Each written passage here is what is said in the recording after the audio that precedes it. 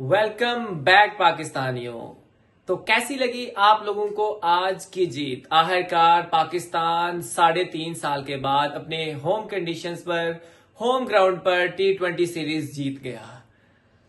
खुदा खुदा करके कुफर टूट गया और हम लोग काफी देर के बाद हम लोगों को जीत नसीब हुई और हम लोग सीरीज जीत गए। आई थिंक सो कि हम लोग लास्ट T20 सीरीज जो है वो हम लोग जीते थे जिम्बाब्वे के अंदर। उसके बाद हम लोग गए साउथ अफ्रीका, वहां से सीरीज हारे। उसके बाद चैंपियन ट्रॉफी में हम लोग हारे। उसके बाद हम लोग न्यूजीलैंड गए, वहां से T20 और वनडे दोनों सीरीज हारे।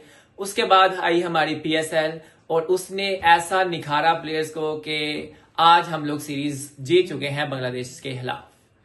जी, तो बात करते हैं मैच की। क्या ही वंडरफुल जो है कमबैक्स हो रहे हैं।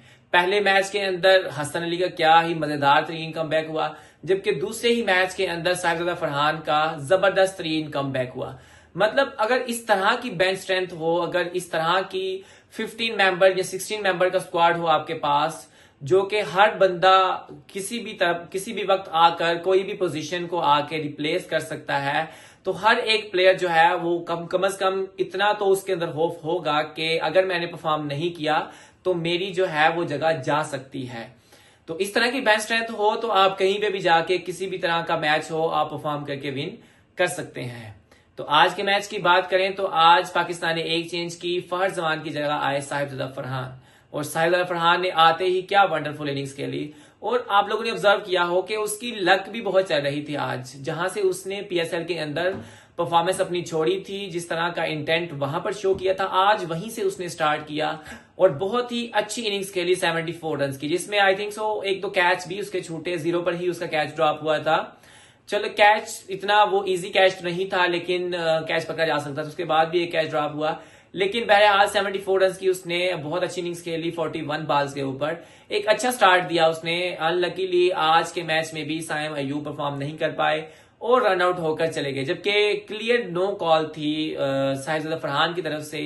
लेकिन जो कि साइम अयूब है वो गिर गए थे, स्लिप हो गए थे, इस वजह से वो क्रीज पर नहीं पहुंच सके और रन आउट होकर अपनी विकेट गंवा दी। उसके बाद आए मोहम्मद हारिस और मोहम्मद हारिस की वही जो है वही अंदाज, जिस अंदाज की वजह से वो जाने जाते हैं, और आज वही शॉट्स उन्होंने खेली, रैंप शॉट्स खेली, छक्के लगाए और काफी अच्छी इनिंग्स खेली। 41 रन की इनिंग खेली 26 डिलीवरीज के ऊपर और बहुत ही अच्छी इनिंग्स खेली। मतलब काफी अच्छी पार्टनरशिप चली उनकी और साहिबजादा फरहान की। और उसके बाद जिस प्लेयर्स के ऊपर सबकी नजरें टिकी हुई हैं वो आए, यानी कि हसन नवाज, और उन्होंने आते ही क्या ही मजेदार इनिंग्स खेली। मतलब वो बंदा आता है और परफॉर्म करता है और चला जाता है, बस उसका आजकल एक ही काम है, परफॉर्म करना। और अगर वो देखें, अगर ऐसे ही परफॉर्म करता रहा तो पाकिस्तान का जो मिडिल ऑर्डर का इशू है वो हल हो सकता है। आज भी उसने 25 बॉल्स के ऊपर 50 रन की इनिंग खेली, मतलब कि 200 के स्ट्राइक रेट से इनिंग खेली, बहुत अच्छी इनिंग्स थी।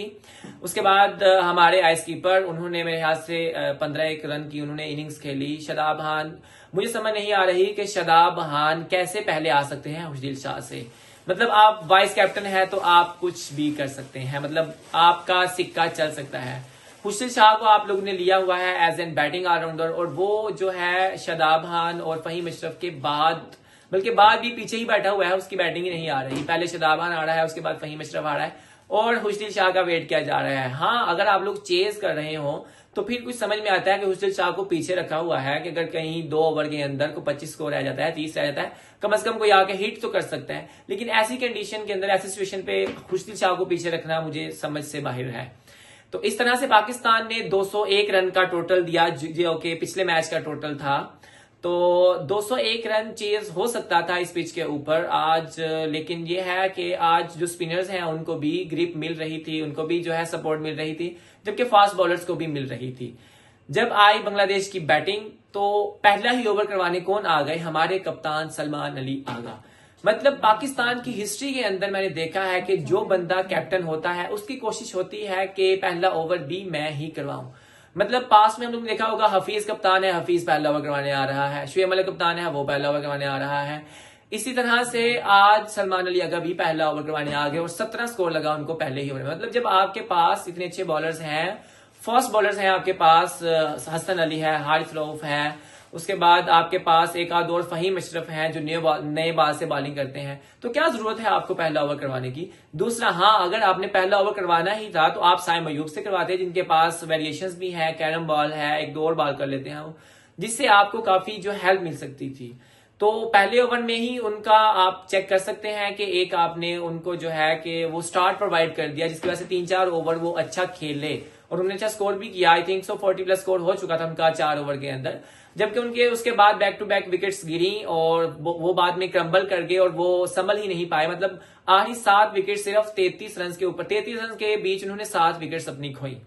तो इससे आप अंदाजा लगा सकते हैं। अबरार अहमद को लाया गया, अबरार अहमद ने ऐसा अटैक किया, वो 2 विकेट्स उन्होंने इकट्ठी ली जबकि हैट्रिक चांस था। तो इस तरह से अगर आपके पास बॉलिंग ऑप्शंस हो तो आप उनको यूटिलाइज कर सकते हैं। उसके बाद सलमान लगा कि लास्ट पे जो कैप्टेंसी उन्होंने की है, मतलब आफ्टर 14 ओवर्स, जब एक आउट सिर्फ रह चुका है तो आप अपने जो अच्छे बॉलर्स हैं, प्रीमियम बॉलर्स हैं, मेन बॉलर्स हैं, उनको लेकर आए और आउट करें। मतलब आप अच्छी एवरेज के साथ मैच विन कर सकते हैं। जबकि आप मुश्किल 7 से ओवर करवा रहे हैं, 2-2 छक्के लग रहे हैं, साइम अयूब से करवा रहे हैं, आप खुद करवा रहे हैं। मतलब 1-2 ओवर आप करवाएं और मैच को खत्म करें। इतना लंबा मैच करने की क्या जरूरत थी, आप लास्ट ओवर तक मैच लेकर गए और जिसका मतलब उन्होंने फायदा भी उठाया। तंजीम हसन 50 स्कोर कर गए, आई थिंक 29-28 डिलीवरीज के ऊपर। लेकिन बहरहाल पाकिस्तान मैच जीत गया 56 रन के साथ और ये सीरीज भी पाकिस्तान जीत गया। नई मैनेजमेंट, नया कप्तान, नई टीम के थ्रू जो है पाकिस्तान को जीत नसीब हुई है। अब लेट्स सी पाकिस्तान आगे क्या करता है। तीसरा मैच है, मेरे ख्याल से बेंच स्ट्रेंथ को आजमाना चाहिए, 5-6 चेंजेस करनी चाहिए। खैर है, मैच तो हम जीत चुके हैं। मौका दें हुसैन तलत को, अब्बास अफरीदी को, इन सबको जो है जो पीछे बैठे हुए हैं, परफॉर्म करके आए हुए हैं PSL में, ताकि पता चले कि हमारी बेंच स्ट्रेंथ कितनी स्ट्रांग है।